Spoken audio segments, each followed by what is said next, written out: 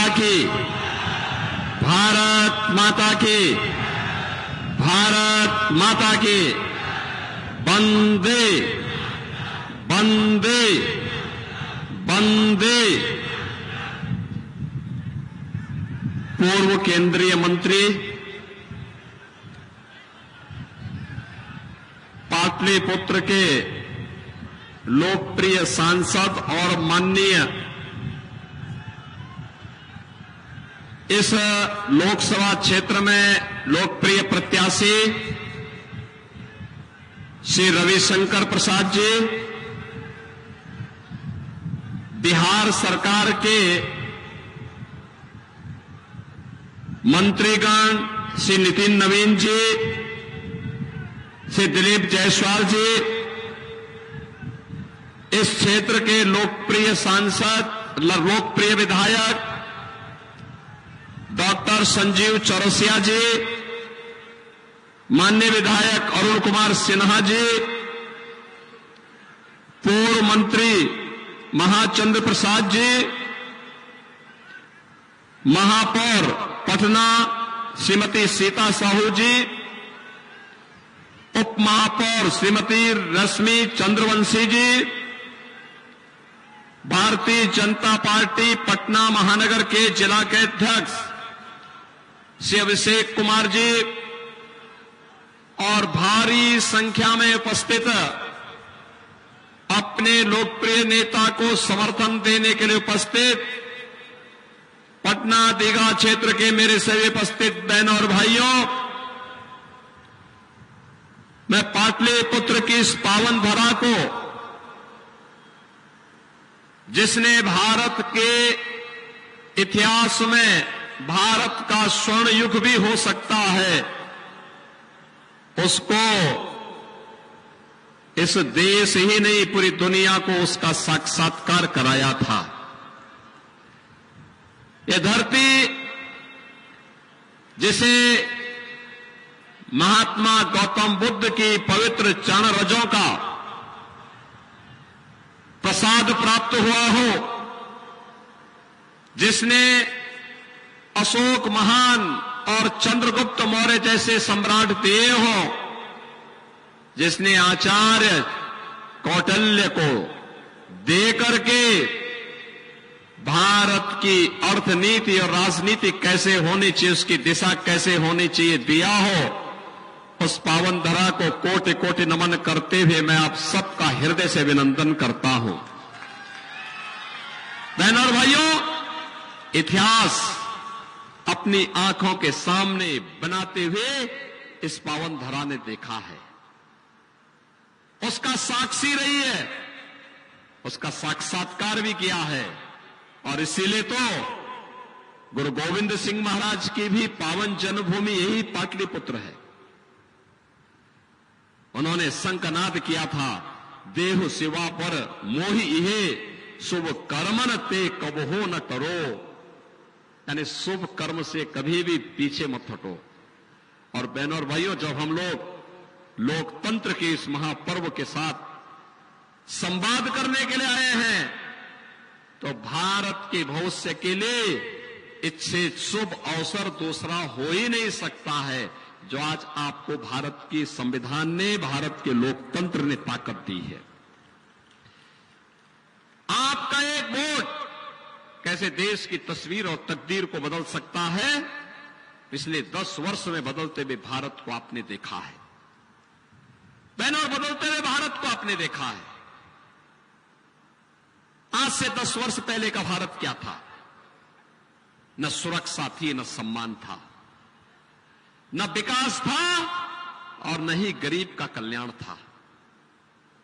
एक ऐसा भारत था, सुबह अखबार पढ़ते ही जैसे ही सामने अखबार आता था, पहली हेडलाइन उसमें होती थी सरकार के किसी भ्रष्टाचार की। कांग्रेस और आरजेडी सरकार के भ्रष्टाचार की पहली हेडलाइन होती थी।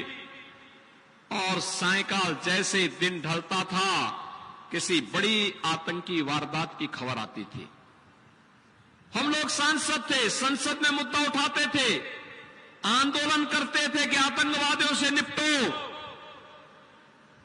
तो इस वो सरकार कहती थी आतंकवादी सीमा पार के हैं। बहन और भाइयों, आज का भारत आप देखिए कहां हम पहुंच गए हैं। दुनिया में सम्मान है, सीमाएं सुरक्षित हैं, आतंकवाद और नक्सलवाद समाप्त। अब तो जोर से पटाखा भी फट जाए तो पाकिस्तान पहले सफाई देता है, कहता साहब मेरा हाथ नहीं है, क्योंकि मजबूत हाथों में भारत का नेतृत्व है। और मैं तो बार बार कहता हूं, जो लोग पाकिस्तान का राग अलापते हैं, मैं उनसे कहता हूं काहे भारत में बोझा बने हुए हो, पाकिस्तान में जाओ। अरे हिंदुस्तान तो 80 करोड़ लोगों को फ्री में राशन दे रहा है, 4 वर्ष से मोदी जी दे रहे हैं। और पाकिस्तान में 23 करोड़ लोग भूख से मर रहे हैं, कुल 23 करोड़ की आबादी है। मोदी जी ने 10 वर्ष में जितनी पाकिस्तान की आबादी है उससे बड़ी आबादी को गरीबी रेखा से उभारने में मोदी जी ने योगदान दिया है। तो जो लोग पाकिस्तान का राग अलाप रहे हैं, बहनों और भाइयों, इनको पाकिस्तान में भीख भी कोई देने वाला नहीं है, क्योंकि जो स्वयं भूखा मर रहा है वे क्या दूसरों का पेट भरेगा। ये नया भारत है। आज विकास हो रहे हैं, 2 लेन, 4 लेन, 6 लेन, 12 लेन के हाईवे, एक्सप्रेसवे, ट्रेन के नए नए मॉडल,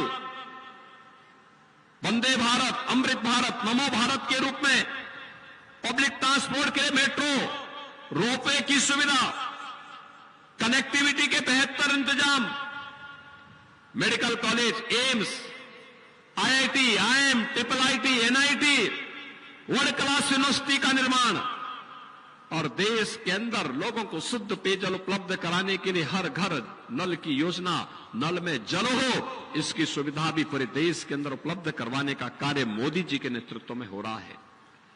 गरीब को राशन है तो फ्री में उपचार की व्यवस्था भी है। 60 करोड़ लोग फ्री में उपचार की सुविधा प्राप्त कर रहे हैं। बहनों और भाइयों, 12 करोड़ किसानों के लिए किसान सम्मान निधि है, तो गरीब के घर में शौचालय भी है। मोदी जी ने अयोध्या में रामलला को ही विराजमान नहीं किया है, 4 करोड़ गरीबों के भी मकान बनाए हैं। और मोदी जी की घोषणा है 4 जून को जब फिर एक बार मोदी सरकार बनेगी, तो मोदी सरकार बनते ही 70 वर्ष से ऊपर के प्रत्येक व्यक्ति को प्रतिवर्ष 5 लाख रुपए फ्री में उपचार के लिए उपलब्ध करवाने का काम करेंगे। कोई भी व्यक्ति हो, उसकी जाति, मत, मजहब से कोई मतलब नहीं, वह 70 वर्ष का है, उसको सुविधा मिलेगी। जितने बचे हुए गरीब हैं उनके मकान मिलेंगे।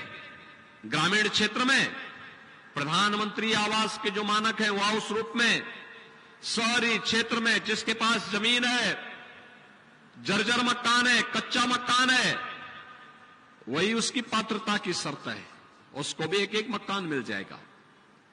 बहनों और भाइयों, आपने देखा विरासत भी है, विकास भी है, सुरक्षा है, सम्मान भी है, और शासन की संवेदना है तो गरीब कल्याण भी है। मोदी जी के नेतृत्व में बदलता हुआ भारत हम सब ने अपनी आंखों से देखा है। बहनों और भाइयों, लोकसभा चुनाव के अंतिम चरण में आपको मतदान करना है। मतदान 6 चरणों के पूरे हो चुके हैं। इन 6 चरणों में देश के अलग अलग राज्यों में मुझे जाने का अवसर प्राप्त हुआ। अलग अलग राज्यों में गया, उत्तर, दक्षिण, पूरब, पश्चिम, चारों ओर एक ही नारा, एक ही संकल्प, लोगों के मन में एक ही स्वर गूंज रहा है। चारों ओर लोग एक ही बात कहते हैं, वह नारा है फिर एक बार, फिर एक बार, फिर एक बार, और अब की बार 400 पार।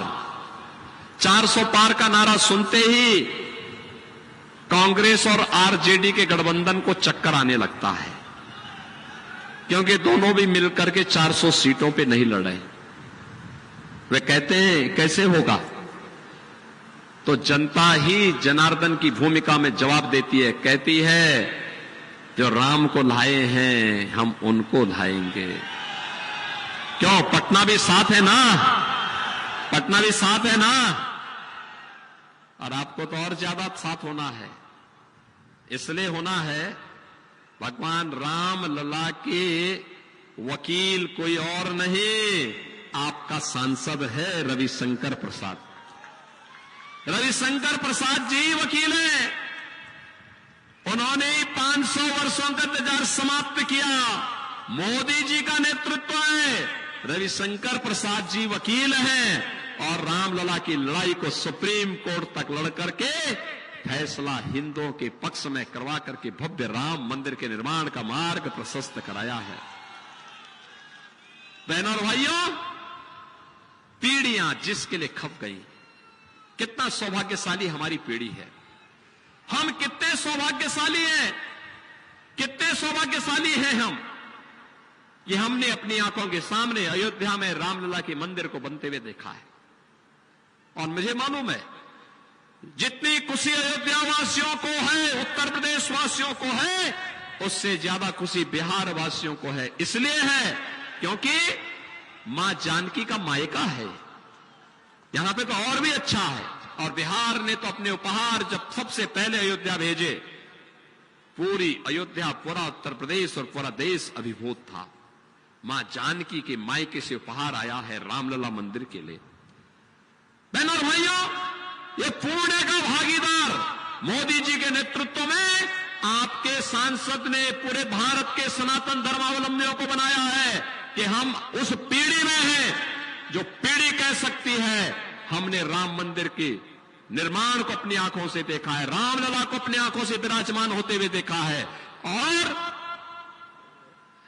सच है, मोदी जी का नेतृत्व है, लेकिन श्रेय आपको जाता है, क्योंकि कमल चुनाव चिन्ह पर जिसने भी वोट दिया है वह श्रेय लेने का अधिकारी है कि राम मंदिर मैंने बनाया है।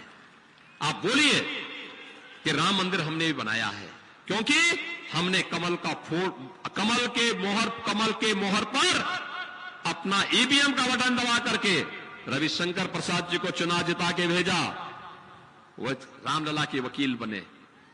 राम मंदिर के कारण, कमल के चुनाव चिन्ह के कारण मोदी जी प्रधानमंत्री बने, और मोदी जी प्रधानमंत्री बनने के बाद उन्होंने निर्णय लिया कि अयोध्या में राम मंदिर का निर्माण बनना ही बनना है, और अयोध्या में शिलान्यास में भी और उद्घाटन में प्रधानमंत्री के रूप में मोदी जी का आगमन होता है। आज आप अयोध्या जाएंगे ना, आपको लगेगा कि साक्षात प्रभु रामलला के समय की अयोध्या जीवित हो गई है। कितने लोग अयोध्या गए इधर? मैं संजीव चौरसिया जी से कहूंगा, वे उत्तर प्रदेश के वहां के सह प्रभारी भी हैं। मैं कहूंगा चुनाव के बाद एक बार पटना वासियों को पूरी ट्रेन भर करके अयोध्या लेके आइए रामलला का दर्शन कराने के लिए। लेके आ जाना बस, बाकी तो प्रबंध हम अपने आप ही करेंगे वहां पे। बहनों और भाइयों, आज अयोध्या के दर्शन हो रहे हैं, नई अयोध्या, क्योंकि नया भारत है तो नए भारत की नई अयोध्या तो बननी है। काशी में काशी विश्वनाथ धाम भी आप देख रहे होंगे। और अब तो मैं तो लालू जी से कहूंगा, लालू जी आप तो नहीं करेंगे क्योंकि आपको तो वोट बैंक की राजनीति करनी है, लेकिन मैं कह सकता हूं अयोध्या और काशी के बाद हम मथुरा की तरफ भी जा रहे हैं। हमारे कृष्ण कन्हैया भी अब इंतजार नहीं करने वाले हैं। कृष्ण कन्हैया भी अब कह रहे हैं हो जाए अब बस बार तो।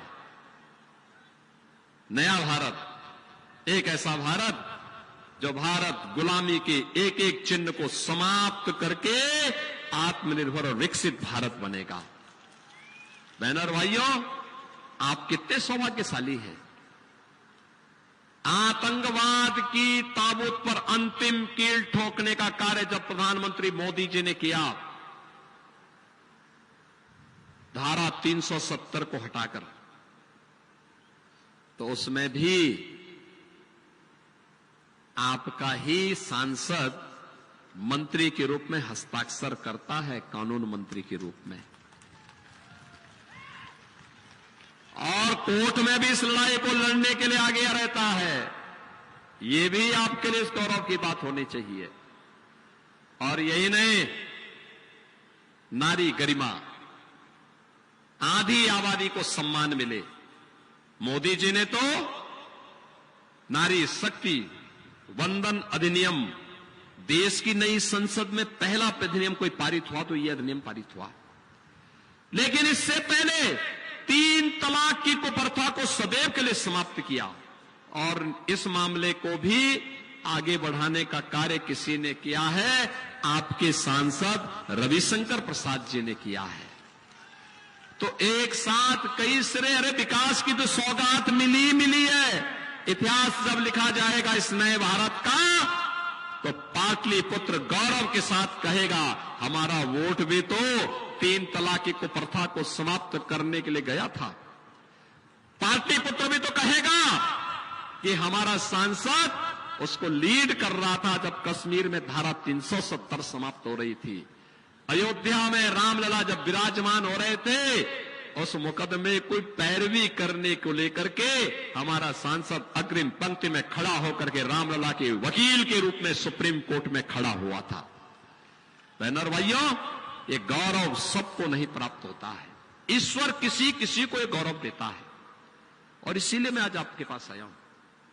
ये नया भारत मोदी जी के नेतृत्व में, और मोदी जी ने तो घोषणा की है, हम तीसरी बार आपसे समर्थन इसलिए मांगना चाहते हैं क्योंकि अगले 3 वर्ष में भारत को दुनिया की तीसरी अर्थव्यवस्था बनाने के लिए आपसे मोदी जी समर्थन मांग रहे हैं।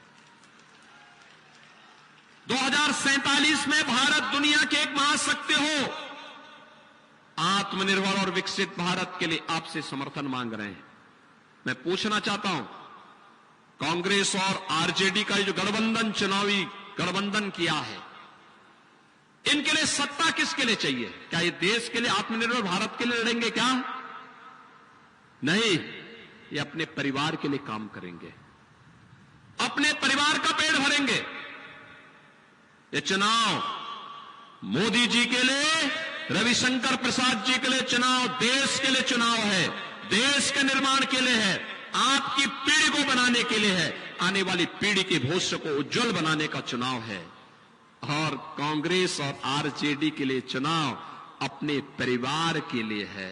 याद करिए, देश में जब भी संकट आता है, भाई बहन की जोड़ी तो देश छोड़ करके चली जाती है ना। कोरोना कालखंड में क्या इन भाई बहन की जोड़ी को आपने देखा था क्या? देखा था क्या? आपने आरजेडी के नेताओं को सड़क पे देखा था क्या?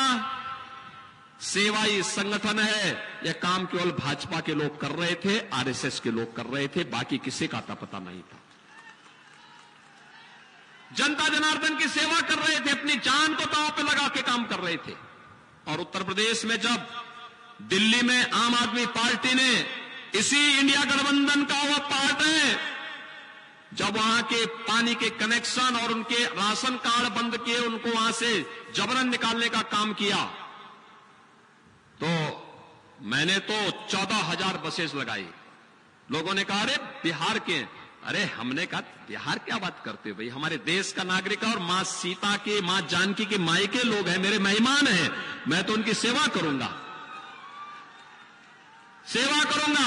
उत्तर प्रदेश में जब तक जितने दिन रहना चाहेंगे उनकी सेवा होगी, उनके लिए खाने पानी की व्यवस्था करूंगा, उनके उपचार की व्यवस्था करूंगा, उनके लिए हर प्रकार की सुविधा दूंगा, कोई भी उसमें उनके साथ भेदभाव नहीं कर सकता है। बहनों और भाइयों, ये जो आरजेडी और कांग्रेस का गठबंधन है, कांग्रेस ने पहले देश को बांटा, फिर भाषा और क्षेत्र के आधार पर देश को आपस में बांटने का काम किया, और अब जाति के नाम पर ये लुढ़ाना चाहते हैं। क्या करेंगे? जाति के नाम पर पहले अलग अलग जातियों को, उनके लिए अलग अलग उनको बनाएंगे, फिर इनको लड़ाएंगे, और फिर कहेंगे कि भाई आप लोगों में तो आपस में बहुत ज्यादा झगड़ा है, पहले अपने झगड़े को आप फरिया लीजिए, तब तक आपका आरक्षण हम लोग मुसलमानों को दे देते हैं। इनका घोषणा पत्र तो यही कहता है। आज आप इनके घोषणा पत्र को देखो तो इनका घोषणा पत्र क्या कहता है? इतनी खतरनाक बात कहता है कि अगर कांग्रेस और आरजेडी की सरकार बनेगी तो मुसलमानों को आरक्षण दे देंगे। बहनों और भाइयों, बाबा साहब भीमराव अंबेडकर ने क्या कहा था?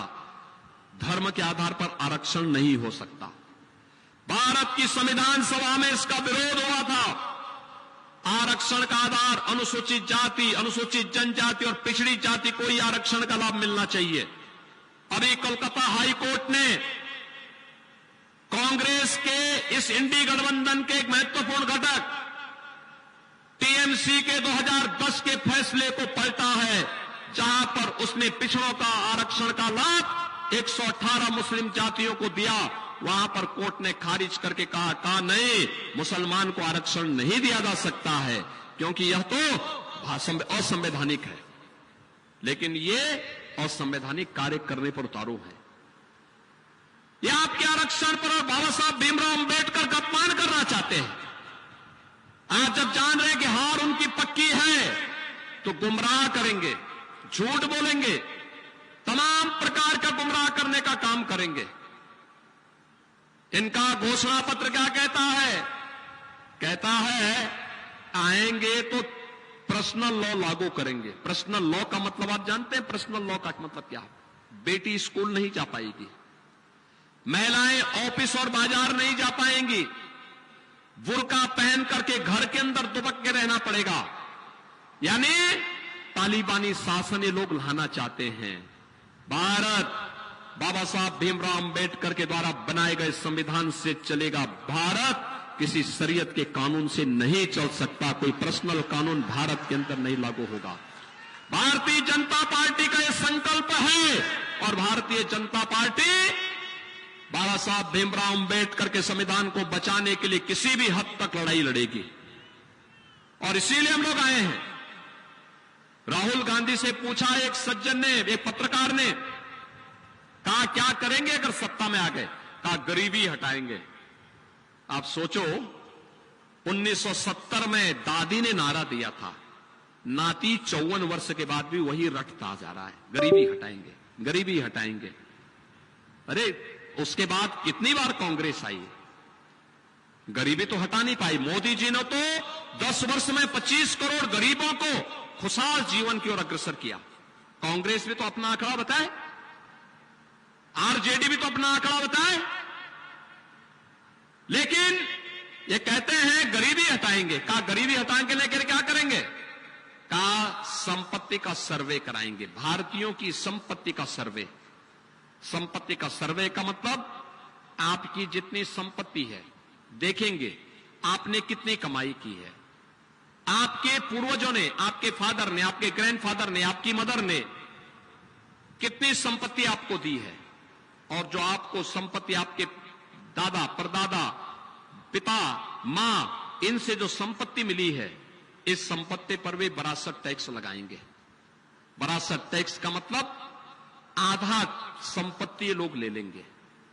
आधी संपत्ति लेने के बाद आप सोचो, आपके ग्रैंडफादर ने आपको कोई 4 कमरे का मकान बना के दिया है, और दुर्भाग्य से कांग्रेस और आरजेडी की सरकार आ गई, तो ये क्या करेंगे? 4 कमरे में से 2 कमरे ले लेंगे और 2 कमरा लेकर के किसी पाकिस्तानी को, किसी अफगानिस्तानी को, किसी बांग्लादेशी या किसी रोहिंग्या को उसमें से 2 कमरा आपको उनको दे देंगे। क्या आप इसको बर्दाश्त कर पाएंगे? क्या इसको बर्दाश्त करेंगे? क्या बहनों और भाइयों, ये देश के साथ धोखा है। मैं तो कहता हूं, कांग्रेस और आरजेडी के अंदर औरंगजेब की आत्मा घुस गई है। औरंगजेब मुगलों का सबसे क्रूर बादशाह था।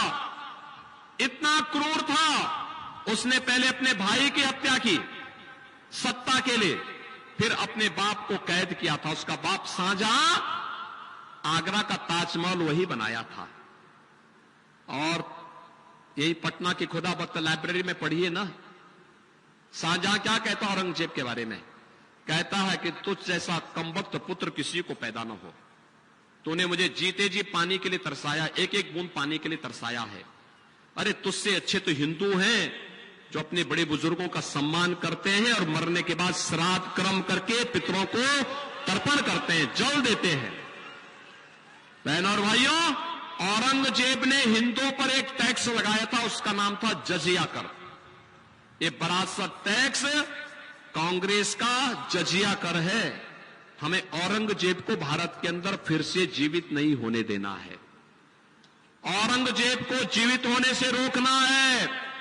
तो बहनों और भाइयों, मैं आपसे कहूंगा कि कांग्रेस आरजेडी गठबंधन को पूरी तरह खारिज कर देने की आवश्यकता है, पूरी तरह खारिज करने की आवश्यकता है। ये कहते हैं सत्ता में आएंगे, सत्ता में आएंगे तो अल्पसंख्यकों को उनकी रुचि के अनुसार खान पान की स्वतंत्रता देंगे। मैं तो इनकी बुद्धि पे मुझे तरस आती है, मुझे इनकी बुद्धि पे तरस आती है। अरे खान पान अल्पसंख्यक और बहुसंख्यक का अलग अलग कहा, अलग अलग कहा। बाटी चोखा बहुसंख्यक खाता, अल्पसंख्यक भी खाता है। दाल चावल रोटी सब्जी बहुसंख्यक खाता, वो भी खाता है। अन्य पकवान बहुसंख्यक खाता, वो भी खाता है। हां, एक जगह में आके थोड़ा हिंदू खड़ा होता है, जब कोई गौ वंश की हत्या करता है, गौ माता की हत्या करता है, गौ मांस खाने के लिए कोई मुसलमान खड़ा होता है, तब हिंदू खड़ा होता है, कहता है नहीं, जन्म जन्म का नाता है, गौ हमारी माता है, हम गौ माता को कटने नहीं देंगे। और तब वहां पर फिर वही हाल होते हैं जिसके वे हकदार होते हैं। और बहनों और भाइयों, इसीलिए मैं आया हूं। राम जन्मभूमि का जो पुण्य आपके साथ जुड़ा है, आप वर्तमान पीढ़ी को भी कह पाएंगे और भावी पीढ़ी को भी, और परलोक में पूर्वजों को भी बता पाएंगे कि देखो आपके संकल्प को पूरा करके हम लोग आए हैं, हमारा एक वोट आपके संकल्प की पूर्ति किया है। लेकिन गौ हत्या अगर आपके वोट के कारण होती है तो बहनों और भाइयों, वो पाप से भी वंचित हम नहीं हो सकते। और इसीलिए तो हम यूपी में, जैसे मुझे मुख्यमंत्री बनाया गया तो मैंने सबसे पहले स्लॉटर हाउस ही बंद करवाए, एक झटके में 24 घंटे के अंदर सभी स्लॉटर हाउस बंद। उसके बाद मैंने कहा भी देखो जितने बड़े माफिया इनकी सूची तैयार करो, सबकी सूची तैयार कराई। और मैंने उनसे कहा भी तुमने जितने गरीबों की जमीन को, व्यापारियों की जमीन को कब्जा किया है, अगले 12 घंटे के अंदर खाली कर दो और माफी मांग लेना। नहीं मानोगे तो तुम्हें जेल तो नहीं मिलेगी, जहन्नुम में जरूर पहुंचाऊंगा। और बहनों और भाई, आज देखते होंगे जो बड़े बड़े माफिया थे ना पहले वहां के, जो सत्ता जिनके सामने झुकती थी, जिनके सामने गिड़गिड़ाती थी, जिनके सामने सारे प्रोटोकॉल जिन माफियाओं के सामने समाप्त हो जाते थे, माफिया का काफिला चल रहा है तो पता लगा मुख्यमंत्री और राज्यपाल का काफिला रुक गया। जिनकी इतनी दहशत हुआ करती थी यूपी में, आज जब उनको पकड़ करके लाया जाता उनकी पैंट पहले गीली हो जाती है कोर्ट में, गले में तख्ती लटका के भीख मांगते, कहते साहब थैली लगा के पेट भर दूंगा, बस बकस दो, एक बार जान बकस दो। मैं कहता हूं देखो तुमने न जाने कितने गरीबों को मारा है, कितने निर्दोषों को मारा है। अरे तुम्हें वैसे भी जहन्नुम में जाना है, समय रहते चले जाओगे तो ठीक रहेगा। और बहनों और भाइयों, आज आप देखते होंगे उत्तर प्रदेश अतिक्रमण से मुक्त, कर्फ्यू से मुक्त, दंगों से मुक्त। कोई दंगा सुना यूपी में? हो ही नहीं सकता, हो ही नहीं सकता। कर्फ्यू का नाम यूपी में लोग भूल जाएंगे अगले 2-3 वर्षों में। और बहनों और भाइयों, बाकी जो बचा हुआ था वह काम बुलडोजर ने पूरा वहां कर दिया है। और इसीलिए मैं आया हूं आपसे कहने के लिए, ये बिहार के नाम को बदनाम करने वाली आरजेडी और कांग्रेस, जिसने हमारे बिहार के प्रतिभावान युवाओं के सामने पहचान का संकट खड़ा किया था, मुझे तरस आती है। देश को नेतृत्व देने वाला बिहार, ये आरजेडी और कांग्रेस ने कहां पहुंचा दिया था। पहचान का संकट आ गया था बिहार के सामने। बिहार का हमारा नौजवान अपनी पहचान छुपाता था। मैं देखता था पूर्वी दिल्ली में मैं देखता था, गोरखपुर में, वाराणसी में मैं देखता था। पूछता था मैं, कहां से? भाई यही कि मेरे अपने किसी रिश्तेदार का नाम बताने के लिए मजबूर होता था। मैं कहता था यार बिहार के हो, क्यों नहीं बोलते बिहार के हैं? बोलो ये बिहार में हमें गौरव की अनुभूति होनी चाहिए। हम बिहार से क्यों, बिहार तो देश को नेतृत्व दिया है, भारत के इतिहास का स्वर्ण युग बिहार ने दिया है, यही पाटलिपुत्र ने दिया है। क्यों हम बिहार के नाम से संकोच करते हैं? लेकिन ये आरजेडी और ये कांग्रेस बिहार के नाम को डुबोने वाली पार्टियां हैं। और जिसने हमारे सामने पहचान का संकट खड़ा किया हो, जिसने माफियाओं को अपने गले का हार बनाया हो, जिन्होंने यहां की बेटी और यहां के व्यापारियों के सामने सुरक्षा का संकट खड़ा किया हो, और जिन्होंने आज भी रामद्रोही होने का अपनी पहचान समाप्त नहीं कर पाए हैं, ऐसे लोग नहीं आने चाहिए। बहनों और भाइयों, ऐसे लोग कतई सत्ता में नहीं आने चाहिए, कतई नहीं आने चाहिए। उनको वोट भी नहीं देना चाहिए। और मैं तो आपको बता रहा हूं, मैं देखो, भगवान राम ने स्वयं भी कहा, एक बात कही, एक चौपाई तुलसीदास जी ने लिखी। उन्होंने क्या लिखी? उन्होंने कहा, शिवद्रोही मम दास कहावा, सो नर मोहि सपनेऊ नहीं पावा। उन्होंने कहा कि अगर कोई शिवद्रोही मेरा भक्त कहलाना चाहता है, वह सपने में भी यह कल्पना न करे। और यहां तो आपके साथ सीधे सीधे रविशंकर हैं। ये रविशंकर प्रसाद जी आपके प्रत्याशी हैं। अगर कोई उनका विरोध कर रहा है, क्योंकि वे तो रामलला के वकील के रूप में हमें उनको देखना है, अगर कोई उनका विरोध कर रहा है और अगर वह कहता है, कोई सपना आपको दिखा रहा है, सपने को खारिज करिए। कहे नहीं भाई, रामलला के वकील को हमें जिताना करके भेजना है, जीतेंगे रविशंकर प्रसाद जी, कोई संदेह नहीं। बहनों और भाइयों, कोई संदेह नहीं, कोई संदेह नहीं। लेकिन बहनों और भाइयों, जब रामलला 500 वर्षों के बाद अयोध्या में विराजमान हुए हैं, 500 वर्षों के बाद विराजमान हुए हैं, गुलामी के चिन्हों को समाप्त किया गया है, तब हमारी जिम्मेदारी क्या बनती है कि रविशंकर प्रसाद जी रिकॉर्ड वोटों से चुनाव जीत करके जाएं। रिकॉर्ड बनना है। पटना रिकॉर्ड बनाएगा। थोड़ा दोनों हाथ लाके मुझे थोड़ा स्वस्थ करो। आपकी आवाज दिल्ली तक पहुंचनी चाहिए, मोदी जी तक आपकी आवाज पहुंचनी चाहिए। रिकॉर्ड बनाएगा, लेकिन रिकॉर्ड बनाने के लिए आपको अगले 3 दिन का उपयोग करना। करेंगे? पहला, अगले 3 दिन आप में से हर व्यक्ति 10-10 घर में जाकर के कमल खिलाने का अपील करेगा, उन लोगों को सहमत करेगा। हमें आत्मनिर्भर और विकसित भारत और राम राज्य की परिकल्पना को साकार करने के लिए फिर से मोदी जी को लाना है। सहमत करेंगे? और 1 जून को मतदान होना है। 10 बजे के अंदर उन 125 से लेकर 150 मतदाताओं को मतदान केंद्र में ले जाकर के मतदान कराना है। कराएंगे?